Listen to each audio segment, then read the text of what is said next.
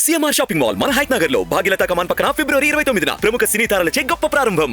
తాడేపల్లిగూడెంలో Pawan Kalyan Janasena party అధ్యక్షుడు, Telugu Desam party అధ్యక్షుడు చంద్రబాబు నాయుడు ఇద్దరూ కలిసి వాళ్ళ పంపకాలకి సంజాయిషి చెప్పుకునేటువంటి సభ ఒకటి పెట్టి, ఆ సభ పేరు జెండా సభ.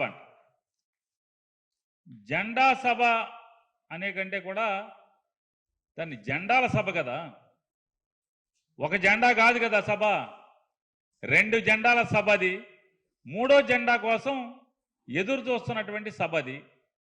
అయితే ప్రస్తుతం 2 జెండాలు, 3వ జెండా కోసం ఖాళీ కుర్చీ అట్టిపెట్టినటువంటి సభ. ఆ జెండాల సభలో కేవలం జగన్నామస్మరణ తప్పితే, ఆ జెండాల సభలో వారికి ఎందుకు ఓటేయాలి ప్రజలు? లేదా వారిద్దరి జెండాలు మోస్తున్నటువంటి కార్యకర్తలు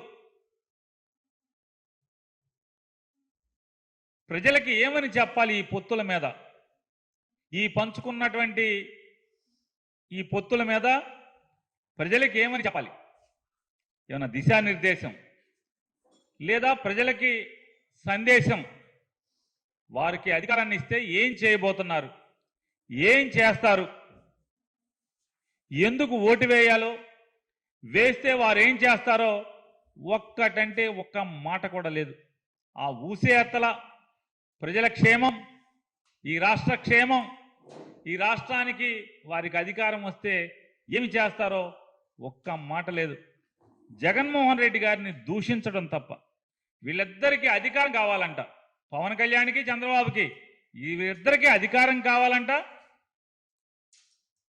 ప్రజలకైతే ఏమన్నా మేలు చేయటానికైతే కాదు, ప్రజలకి మేలు చేయటానికి కాదంట, జగన్తో ఉండే వాళ్ళని దాడులు చేయటానికి. అంటే వైఎస్ఆర్ కాంగ్రెస్ పార్టీలో పనిచేస్తున్నటువంటి వాళ్ళు కానీ లేదా జగన్మోహన్ రెడ్డి గారి మీద దాడులు చేయడానికి వీళ్ళకి అధికారం కావాలంట. ఇది ఏతావాత వాళ్ళు ఆ సభ ద్వారా, జెండాల సభ ద్వారా వాళ్ళు ఇచ్చిన సందేశం. అయితే